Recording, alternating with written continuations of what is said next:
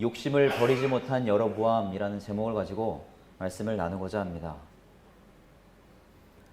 하나님께서 인간을 창조하셨을 때 인간은 하나님의 은혜에 만족하며 평안과 안식을 누렸습니다. 하지만 심령 안에 죄가 들어온 순간부터 끝없는 욕심에 사로잡힌 인간은 하나님께서 주시는 은혜만으로 만족하지 못했습니다. 그래서 결국 창조주이신 하나님의 자리까지 넘보았고 영원한 사망에 빠지는 심판을 받았습니다. 죄에 사로잡힌 인간은 더 이상 하나님의 은혜에 만족하지 못한 채 세상 것을 더 갖지 못하는 근심으로 가득한 존재가 되었습니다. 하지만 하나님께서는 인간들을 불쌍히 여기셔서 영원한 평안과 안식을 주시려고 구원자이신 그리스도를 이 세상에 보내주셨습니다.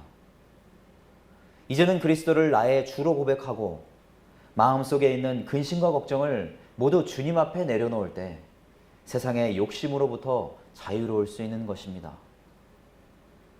이스라엘이 두 개의 왕국으로 분열된 후에 북이스라엘에는 여로보암이 지도자로 세워졌습니다.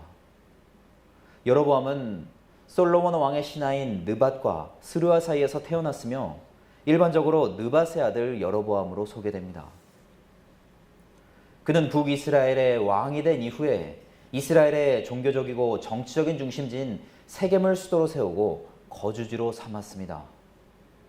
그리고 수도인 세겜을 방어하기 위해 요단강 동편에 있는 브누엘에도 성읍을 건축했습니다.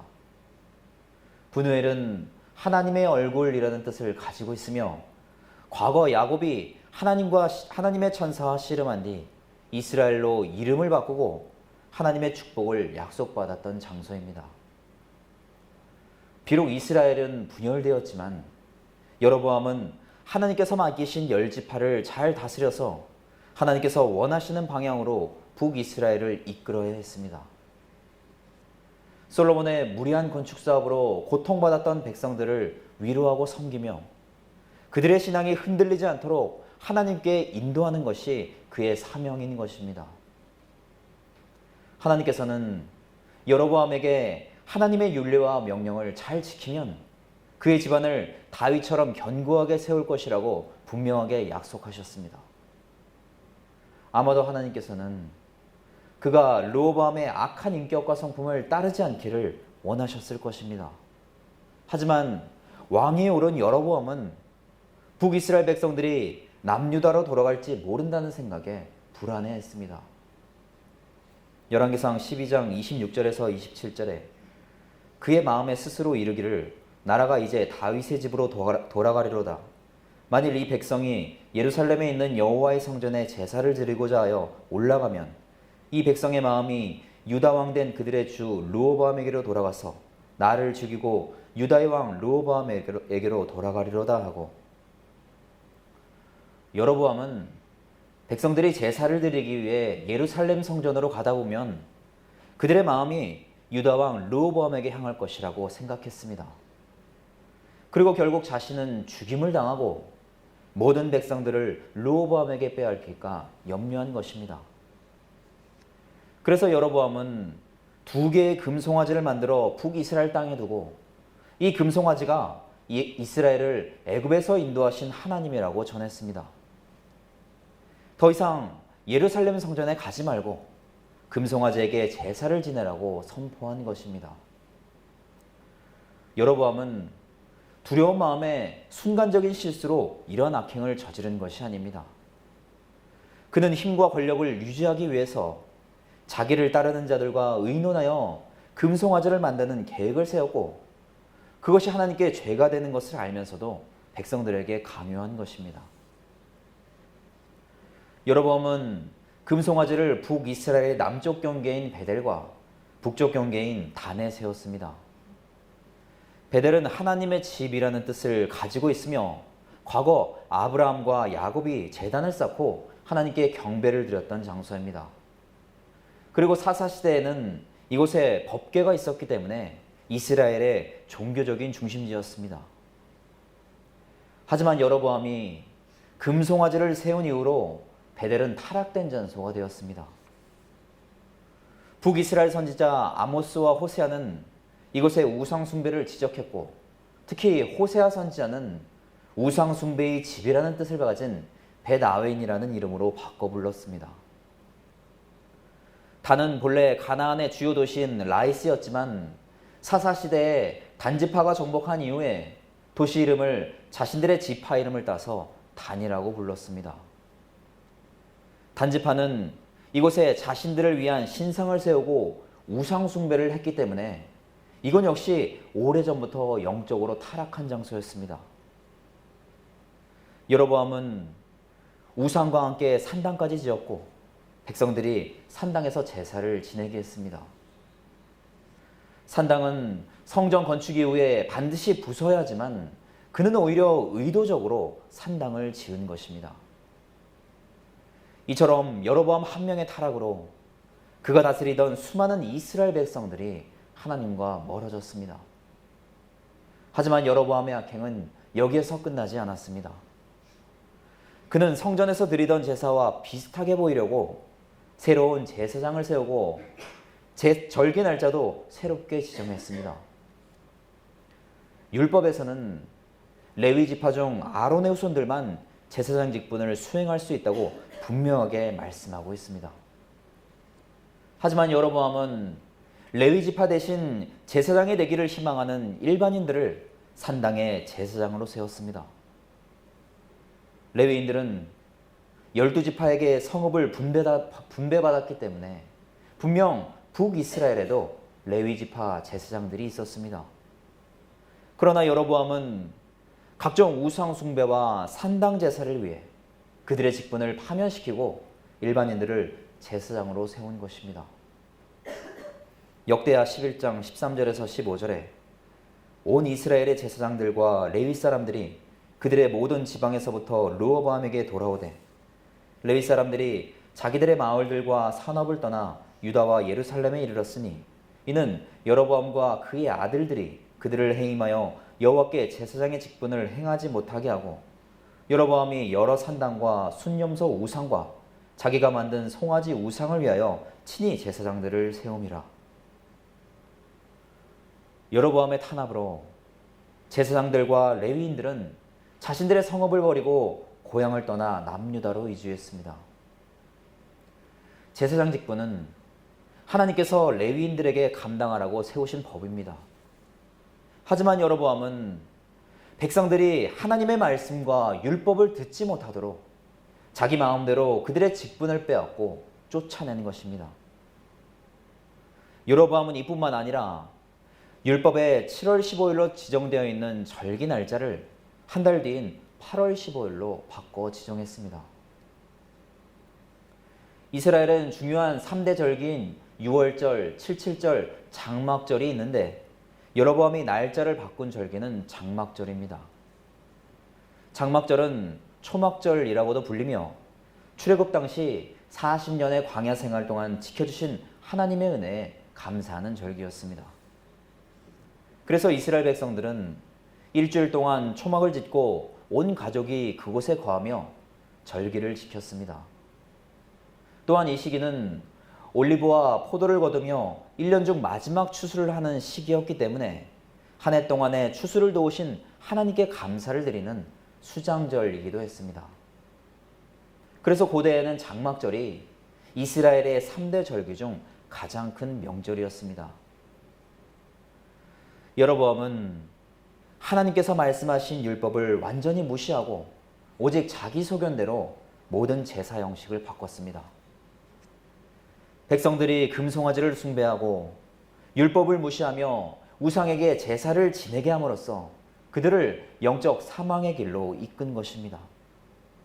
결국 오늘날의 이단처럼 하나님의 자리에 교묘하게 우상을 세우고 그것을 섬기게 한 것입니다.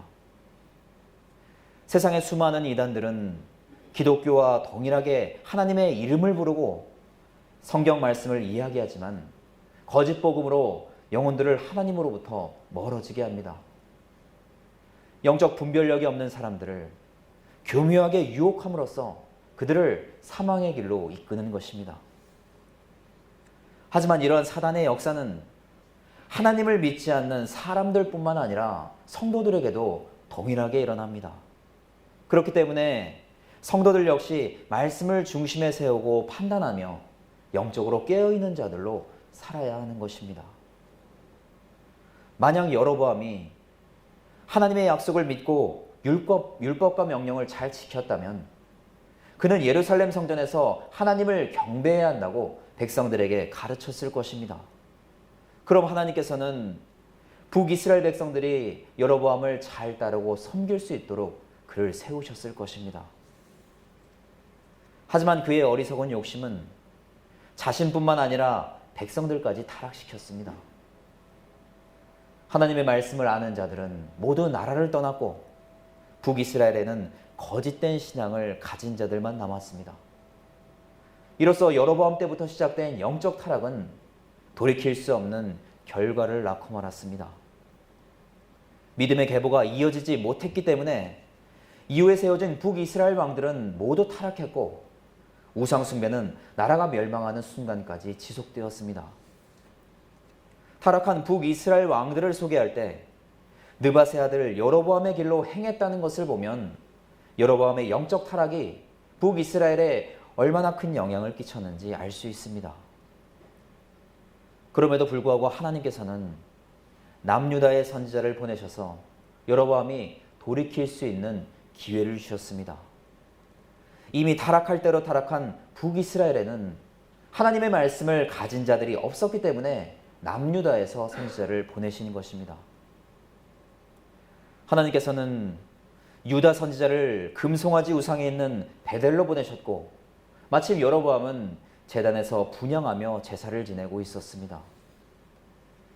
선지자는 제단을 향하여 다윗의 집에 요시야라는 아들이 나올 것인데 그가 산당 제사장을 제물로 바칠 것이며 그 뼈를 사를 것이라고 선포했습니다.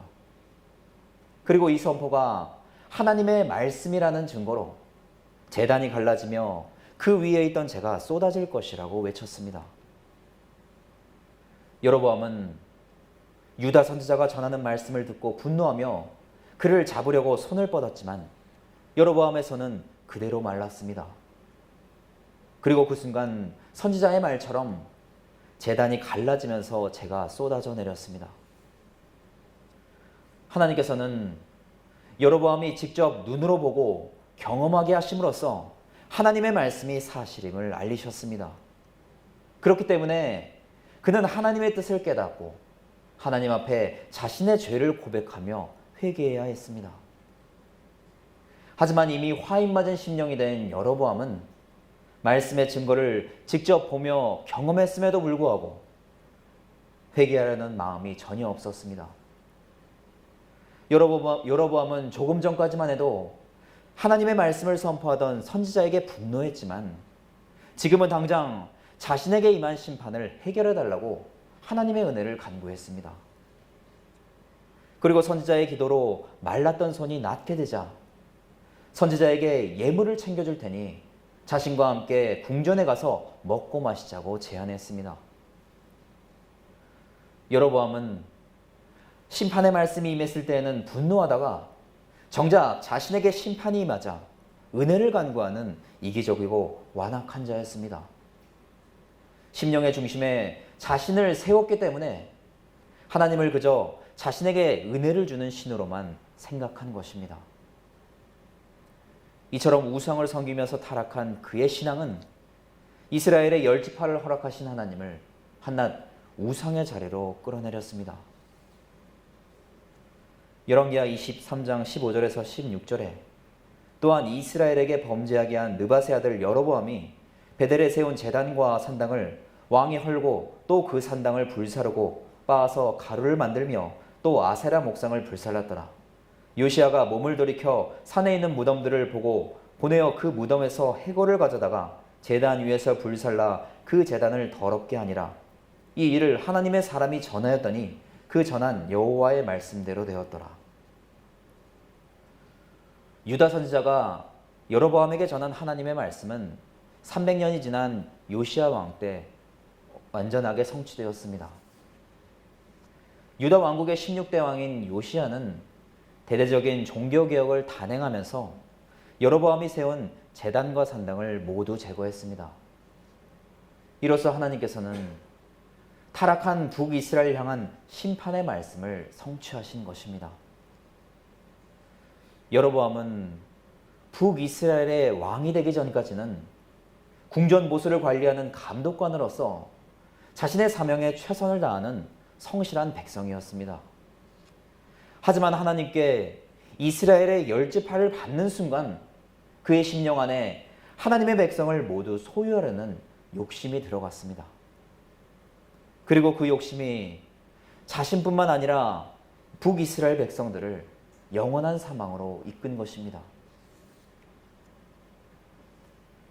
예수님의 제자 야고보는 인간의 욕심은 죄를 낳고 그 죄는 사망에 이르게 한다고 전했습니다. 이처럼 욕심의 시작은 영적인 사망까지 연결되는 것입니다. 인간의 욕심은 끝이 없기에 인간은 아무리 많은 세상 것을 소유해도 늘 불안해할 수밖에 없습니다. 내가 가진 것들을 지켜야 하는 마음에 불안해하고 더 갖지 못하는 욕심에 근심하는 것입니다. 그렇기 때문에 하늘의 소망을 품고 살아가는 성도들은 하나님께서 주시는 은혜에 만족하고 감사해야만 평안을 누릴 수 있습니다. 세상 모든 것이 하나님의 것이고 내 생명과 삶의 모든 주권까지도 하나님께 있음을 믿을 때 세상에서의 근심과 걱정을 내려놓을 수 있는 것입니다. 이처럼 하나님께서 주시는 은혜에 기뻐하고 감사하는 것이 하나님께서 성도들에게 주시는 가장 최고의 축복인 것입니다.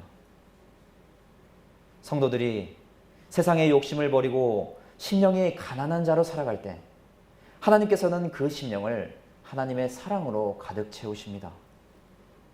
그래서 하나님의 사랑을 입은 성도들은 어둠뿐인 세상에서도 평안과 안식을 누리며 살아갈 수 있는 것입니다. 언제나 하나님께서 주시는 은혜로 세상을 향한 인간의 욕심을 밀어내고 천국을 소망하며 살아가시기를 간절히 부탁을 드립니다.